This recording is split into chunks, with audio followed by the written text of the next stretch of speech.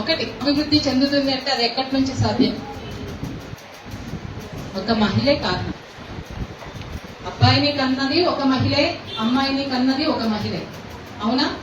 మరి అబ్బాయి ఎందుకు చెడు దారుల్లో వెళ్తున్నాడు, అమ్మాయి ఎందుకు మనం భద్రతగా కాపాడుకోవాల్సిన పరిస్థితి వస్తుంది అనేది ఒకసారి మనలో మనమే ఆలోచించుకోవాలి.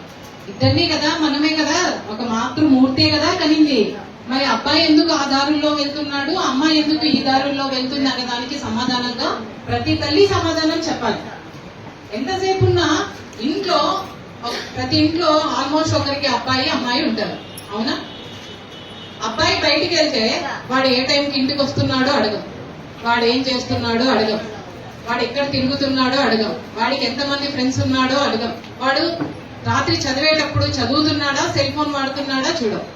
అదే అమ్మాయి దగ్గరికి వస్తే అమ్మాయి లేచినప్పటి నుంచి రాత్రి పడుకునేంత వరకు నిమిషానికి అమ్మాయిని టార్చర్ చేస్తున్నాం.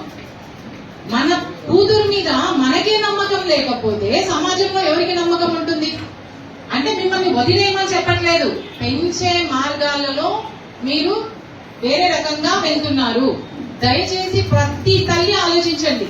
అమ్మాయిని మనమే కన్నాం, అబ్బాయిని మనమే కన్నాం కాబట్టి అమ్మాయిని ఎలాగైతే పెంచుతున్నామో అబ్బాయికి కూడా అదే జాగ్రత్తలు మనమే చెప్పాలి. అవునా? అమ్మాయి మంచి డ్రెస్ వేసుకుంటే ఏదో వేసుకుంటది, షార్టో 3/4 ప్యాంటో వేసుకుంటది. ఏమంటాం? అమ్మమ్మ ఆ డ్రెస్ వేసుకొని బయటికి వెళ్ళకు, బయట బాగాలేదు. అదే వాడైతే షార్ట్ వేసుకొని షాపింగ్ కాంప్లెక్స్ లో తిరుగుతుంటాడు. అవునా? వాడికి ఎందుకు చెప్పా? ఎందుకు అట్లా? బయటికి వెళ్ళినప్పుడు అబ్బాయి కూడా అబ్బాయే కదా, వాడెందుకు బయట చూపించాలి? వాడు కూడా నీట్ గా డ్రెస్సింగ్ ఉండాలి కదా. అంటే పెంపకము అనేది మనతోనే మొదలయ్యింది కాబట్టి మార్పు కూడా మనతోనే రావాలి. అవునా? డాక్టర్ గారు చెప్పారు, చిన్న వయసులో పెళ్లి చేయడం వల్ల ఎలాంటి ప్రాబ్లమ్స్ అనుభవిస్తున్నాము అని. ఆ పెళ్లి చేయడానికి ఒప్పుకుంటున్నది ఎవరు? అక్కడ కూడా తల్లే. తండ్రికి నచ్చ చెప్పుకోవాల్సిన బాధ్యత ఎవరికి ఉంది? తల్లికే ఉంది. కాబట్టి అక్కడ కూడా వచ్చే సమస్యలన్నిటినీ ఒక తల్లిగా మీరు ఎంతగా ఆ బాధని భరించారో మీ అందరికీ తెలుసు. మరి అంత చిన్న వయసులో మీ కూతురికి మీరు ఆ బాధని ఇవ్వాలని మీరు ఎందుకు ఆలోచిస్తారు? అంటే అదే చెప్పినట్టు సెల్ ఫోన్ల వాడకం. అది వాడేటప్పుడు మనం ఎందుకు మన పిల్లల్ని కంట్రోల్ చేయలేకపోతున్నాం? మనం ఎందుకు దగ్గర కూర్చొని 10 నిమిషాలు మన పిల్లలతో మనం మాట్లాడుకోలేకపోతున్నాం? ఆలోచించండి. పిల్లలు ఇంట్లో ఉన్నంతసేపు మీరు కూడా సీరియల్స్, సెల్ ఫోన్లు పక్కన పెట్టండి. ఎంతసేపు ఉన్నా బయట సమాజంలో ఏం జరుగుతుంది, పక్కింటోళ్ళు ఏం చేస్తున్నారు, మన బంధువులు ఏం చేస్తున్నారు, వాళ్ళు ఎలా పోతున్నారు, ఇది కాదు మనకు కావాల్సింది. మన భర్త ఏం చేస్తున్నాడు, మన కొడుకు ఏం చేస్తున్నాడు, మన కూతురు ఏం చేస్తుంది, వాళ్ళ కోసం నేను ఇంట్లో ఏం చేస్తున్నాను. ఒకసారి పురాణాల్లో చూడండి, సతీ సహగమనం ఉంది. ఇప్పుడు వితంతువులు కూడా మ్యారేజ్ చేసుకుంటున్నారు. అవునా? అక్కడి నుంచి ఇక్కడికి వచ్చాం. ఆ కాలంలో మహిళ ఎక్కడ ఉన్నింది? ఇంట్లో గొడ్డు చాకిరి. అప్పుడు మిక్సీలు ఉన్నాయా, రైస్ కుక్కర్లు ఉన్నాయా, ఏమున్నాయి? ప్రతి పనిలో మహిళే ఎంత కష్టపడి అమ్మమ్మ దగ్గర కూర్చుంటే చెప్పేవాళ్ళు, మేము ఇసురాయి దగ్గర రోజంతా కూర్చొని ఇసిరి వండేవాళ్ళము సంకటి అని. అవునా? మరి ఆ కాలం నుంచి ఈ కాలం వరకు మనం ఇక్కడికి వస్తే ఇక్కడ మనం చేస్తున్నది ఏంటి? ఒకసారి మిమ్మల్ని మీరే క్వశ్చన్ చేసుకోండి. ఎంతమంది మహిళలు పైలట్ గా లేరు? ట్రైన్ ఎంతమంది నడపట్లేదు? మెట్రోలు ఎంతమంది నడపట్లేదు? బస్సులు కూడా నడుపుతున్నారు. అవునా? ఆటోలు చూస్తుంటా, ఆటోల్లో కూడా మహిళలు ఉన్నారు. మరి అలాంటప్పుడు మహిళ కోసం మనం ఎందుకు భద్రతలు అని ఆలోచిస్తున్నాం? ఆలోచించండి. ఆలోచన అంతా మనలోనే ఉంది, మన పెంపకంలోనే ఉంది, మన విధానాల్లోనే ఉంది. దగ్గర నుంచే మొదలవ్వాలి. ప్రతి తల్లిగా, ప్రతి చెల్లిగా, ప్రతి అక్కగా, ప్రతి భార్యగా, ప్రతి ఇంట్లో ప్రతి వ్యక్తిగా మనమే ఉన్నాం. కొన్ని రోజు చూస్తుంటాం, ఏం చూస్తాం సోషల్ మీడియాలో? అత్తింటి వేధింపులు. అవునా? అత్తెవరు? రేపొద్దున మనమేమైతాం? మరి మన ఇంట్లోనే ఉంది కదా సమస్య, మన ఇంటి సమస్య. ప్రతి ఇంట్లో కూడా మన సమస్యమా. కాబట్టి ఎప్పుడు ఎదుటి వ్యక్తిని దూషించుకోవడం కాదు, మనలో మనమే మన గురించి ఆలోచించాలి. చిన్నప్పుడు మా నాన్న, మా అమ్మ అందరికంటే ఎక్కువగా మా ఇంట్లో నాకే బట్టలు కొనేవాళ్ళు. ఎందుకంటే లేక పుట్టిన ఆడపిల్లని మా ఇంట్లో, నేను ఒక్కదానే ఆడపిల్లనని చాలా బట్టలు కొనేవాళ్ళు. మా అన్నకి నచ్చితే మా అన్న తెచ్చేవాడు, మా అమ్మకి నచ్చితే మా అమ్మ, మా నాన్నకి నచ్చితే మా నాన్న, ఇలా. కానీ నేను ఎప్పుడు వేసుకునేది కూడా ఆ కాలంలో అంటే ఒక 20 years బ్యాక్ కూడా నేను కంప్లీట్ గా మా నాన్న మా అన్న బట్టలే వేసుకునేదాన్ని. చుట్టుపక్కల వాళ్ళు అప్పట్లో కామెంట్ చేసేవాళ్ళు, ఎందుకు ఆ బాబాకి అలాంటి బట్టలు వేసుకొని ఇస్తారు మీరు అని. మా ఇంట్లో వాళ్ళు పట్టించుకునే వాళ్ళు కాదు. మా అన్న అనేవాడు, ఏముంది చూడటానికి కంప్లీట్ గా పై నుంచి కింది వరకు డ్రెస్సే కదా ఉంది, ఎక్కడైనా ఇబ్బందికరంగా ఉందా అని. అలాంటప్పుడు మన ఇంట్లో మనం మన వాళ్ళ మీద తప్పు లేదు అనుకున్నప్పుడు మనం ఏం చేసినా కూడా తప్పు లేదమ్మా. ఒకటి, మన పిల్లలు ఎలా పెరుగుతున్నారు, ఎలా చదువుతున్నారు, ఎలా వెళ్తున్నారు, అవునా? ఇప్పుడు బయట వాకింగ్కి వెళ్తే ఆడ మహిళ మెడలో నుంచి చైన్ లాక్కెళ్ళిన దొంగలు, అవునా? వాకింగ్ కి మహిళల కంటే పురుషులే ఎక్కువ వెళ్తారు.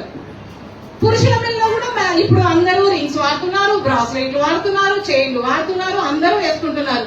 పురుషుల పిల్లల నుంచి ఎందుకమ్మా లాక్కెళ్ళటం లేదు? ఎందుకు? మనం కూడా కాళ్ళ మీద షర్ట్లు కూడా వేసుకుంటాం, కొమ్మునిలా కప్పుకుంటాం కదా. అది కాదమ్మా, అది తిరిగి కొట్టలేము, అది మన దగ్గర శక్తి లేదు, అది ఫిక్స్ అయిపోయినారు బ్రెయిన్ లో, అవునా? అంటే ఆడది ఎందులో తక్కువ? ఏ ఆఫీస్ లో మహిళలు లేకుండా ఉన్నారు చెప్పండి? ఏ ఇంట్లో మహిళలు లేకుండా ఉన్నారు? ఏ కాలేజీలో మహిళలు లేకుండా ఉన్నారు? అలాంటప్పుడు ఎందులో? శక్తిలో మనం తగ్గిపోతున్నాం. ఈ శక్తికి అంటే నేను ఒక చిన్న ఎగ్జాంపుల్ చెప్తాను. నేను 9th క్లాస్ కరెక్ట్ గా మెచ్యూర్ అయిన టైము 11 days నా ప్రోగ్రామ్ అయిపోయింది. భారీగా ఫంక్షన్ చేశారు, అంతా అయిపోయింది. మా నాన్నకి కొంచెం హెల్త్ ఇష్యూ, లివర్ ప్రాబ్లం ఉండేది. మా నాన్న కొంచెం డ్రింకర్, లివర్ ప్రాబ్లం ఉండేది. మా నాన్న ఏం చేశాడు, అదే అల్లారు ముద్దుగా పెంచుకున్న కూతురు కదా, ఇంట్లో మొదటి ఫంక్షన్ అనేసరికి కొంచెం గ్రాండ్ గా చేశారు. మా అన్నకి ఊర్లో నిండా బ్యాచ్. మా అన్న అప్పుడు యూత్ లీడర్ అన్నమాట, పెద్ద నాయకుడు. అందరూ కలిసి బాగా సెలబ్రేట్ చేశారు. ఒకగానొక చెల్లెలు. అప్పుడు నాకు వచ్చే ఒక పేరు ఉండేది మా ఊర్లో, హిట్లర్ చెల్లెరని. హిట్లర్ సినిమాలో 5 మంది చెల్లెళ్ళకి ఒక బ్రదర్ ఉండేవాడు.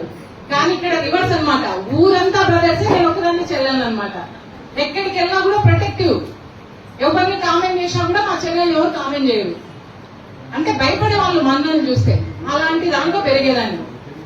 ప్రోగ్రామ్ అయిపోయింది. మా నాన్న కొంచెం అది కేర్ తీసుకోకుండా అన్ని రకాలుగా అన్ని వాడేశాడు.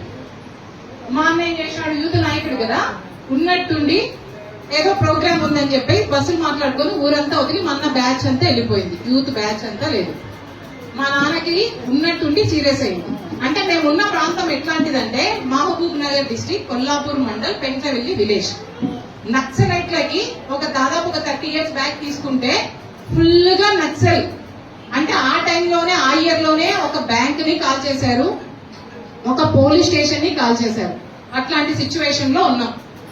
ఆ టైంలో నా ఫంక్షన్ జరిగింది. మా అన్న చూస్తే ఊరు ఎదిలిపోయినాడు, మా నాన్న చూస్తే ఆ రోజు ఉన్నట్టుండి మా నాన్నకి స్ట్రోక్. ఫ్యామిలీ డాక్టర్ కి నైట్ 12:30కి కాల్ చేశారు. అప్పటి వరకు నేను మా నాన్న అమ్మోరు సినిమా చూసాను రాత్రి. అప్పుడు మనకి DVD సీరియల్, అవి సీడీలు ఉండేవి. సీడీ చూసాం, అయిపోయింది, పడుకున్నాం. ఉన్నట్టుండి మా నాన్నకి మోషన్స్ స్టార్ట్ అయ్యాయి. ఉన్నట్టుండి నాకు ఇక్కడ ఏదో పెయిన్ వస్తుంది అన్నాడు.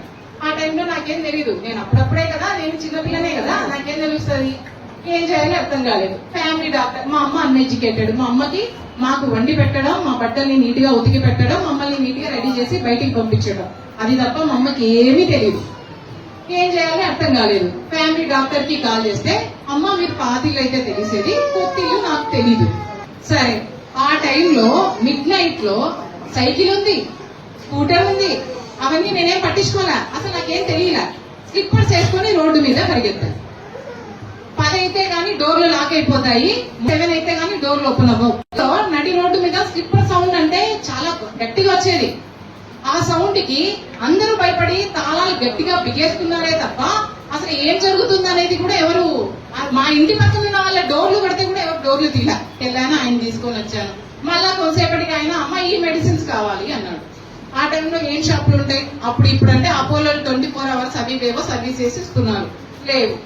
మళ్ళీ పరిగెత్తుకుంటూ వెళ్ళిన తర్వాత మెడిసిన్స్ తీసుకొస్తే ఆయన డాక్టర్ ఏమన్నారు, లేదమ్మా ఆయన వెళ్ళాలంటే కర్నూలుకే వెళ్ళాలి, ఇమీడియట్ గా మీరు కర్నూలుకి తీసుకెళ్ళాలి, ఇక్కడైతే ఏం తెలీదు, ఏం కుదరదు అన్నాడు.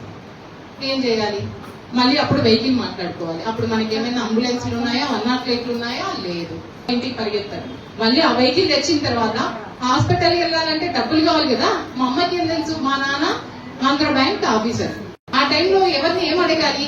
మళ్ళీ ఆ టైంలో చుట్టుపక్కల ఉన్న వాళ్ళందరినీ లేపి అందరి దగ్గర ఎంతైతే ఉందో అది కలెక్ట్ చేసి, ఆ వయసులో మార్నింగ్ కి కర్నూలుకి రీచ్ అయితే డాక్టర్ సింపుల్ గా చెక్ చేసి ఏం చెప్పాడు తెలుసా, మీ నాన్నగారు లేరు అని. ఒకసారి ఆలోచించండి, మీ నాన్నగారు లేరు.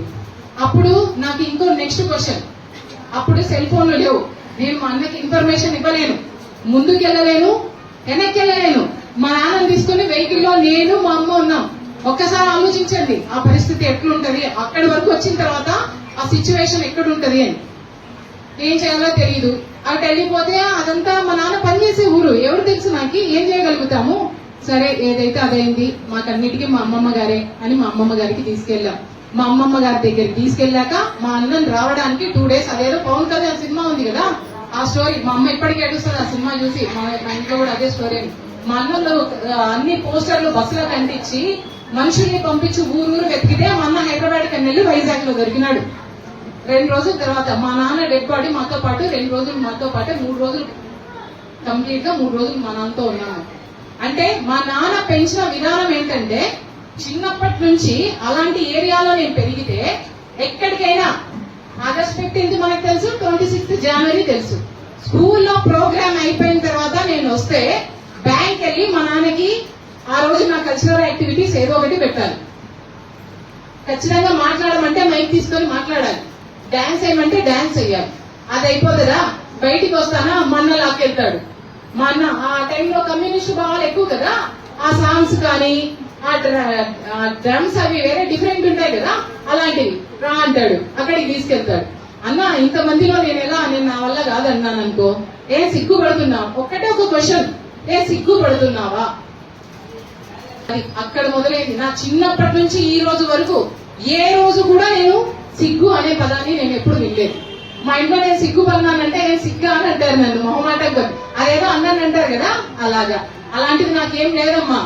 నేను దేనికి భయపడను, దేనికి సిగ్గుపడను. సిగ్గు ఎప్పుడు పడాలి, మనం తప్పు చేశాము అని మనలో మనం ఫీల్ అయినప్పుడు మాత్రమే తలదించుకోవాలి. ఆ తప్పు చేయనప్పుడు ఎవ్వరికి కూడా తలంచాల్సిన బాధ్యత, భయం మనకు లేదు. కాబట్టి ప్రతి మహిళ కూడా మన దగ్గర నుంచే ఒక మహిళ ఒక సమాజాన్ని సృష్టిస్తుంది. గుర్తుపెట్టుకోండి, మహిళనే లేదు, శూన్యం. ఈ సమాజం ఉందా? సమాజాన్ని సృష్టించగలుగుతుందా? ఏమీ చేయలేదు. అనుకున్నది ఏదైనా సాధించగలిగే శక్తి ఒక మహిళకు మాత్రమే ఉంది. కాబట్టి మీరు పెరిగే విధానాలు కానీ, మీ పిల్లల్ని పెంచే విధానాలని కానీ, అదే శక్తి లేకుండా మనము ఏ విధంగా అయితే వెనకబడుతున్నామో ఆ శక్తిని తెచ్చుకోండి. ఫస్ట్ మీరు చేయాల్సింది ఆ శక్తిని తెచ్చుకోండి. సెల్ ఫోన్లు వాడేటప్పుడు ఆ సీరియల్స్ ఏమైనాయి, ఆ రీల్స్ ఏమైనాయి, ఆ డ్రెస్ ఏం కాదు. ఆడపిల్లని ఎలా పెంచాలి, అబ్బాయిని ఎలా పెంచాలి, సమాజంలో ఏం జరుగుతుంది, మనలో ఈ శక్తిని తెచ్చుకోవాలి అంటే. నేను ఇప్పుడు బయటకు వెళ్తాననుకో, మా ఇంట్లో నేను ఇట్లాంటి చాలా ఓవర్ యాక్షన్స్ అనమాట. మిడ్ నైట్ ఎవరైనా కాల్ చేసి రమ్మంటే కూడా ఏదైనా అమ్మాయి ఫోన్ చేసి కొంచెం అసోసియేషన్ లో యాక్టివ్గా ఉండేదాన్ని. మిడ్ నైట్ కూడా బయటకు వెళ్ళిపోయేదాన్ని. మా అమ్మ అడిగేది, అక్కడ ఫోన్ చేసింది ఒక ఆడపిల్ల, నువ్వు కూడా ఒక ఆడపిల్లవి, నువ్వు ఎందుకు వెళ్తున్నావు బయటికి అని క్వశ్చన్ చేసేది మా అమ్మ. నేను ఒక్కటే చెప్పేదాన్ని, ఆ ఆడపిల్లకి ధైర్యం లేదు, నీ కూతురికి ధైర్యంతో పెంచావు, అందుకే నేను బయటికైనా ఇంటికి వస్తానన్న నమ్మకం నాకుంది, నన్ను టచ్ చేస్తారన్న ఎవరికి ఆ అవకాశం నేను ఇవ్వను. బండి మీద పోతూ ఉండి ఎవరైనా లాగితే ఏం చేస్తావో అంటది మా అమ్మ. వాడు లాగేంత దగ్గరగా వచ్చేంత వరకే నేను నిద్రపోతానా రోడ్డు పైన అని అడిగేదాన్ని. అవునా? అంతే కదా. వాడు మన దగ్గరికి వచ్చేంత వరకు మనం అవకాశం ఇచ్చామంటే నెక్స్ట్ వాడు మూవ్ అయిపోతాడు. అదే అవకాశం ఒకటేమ్మా, చూసే చూపు మనకు అర్థమైపోతుంది, మాట్లాడే మాట మనకు అర్థమైపోతుంది, ప్రవర్తించే ప్రవర్తన మనకు అర్థమైపోతుంది.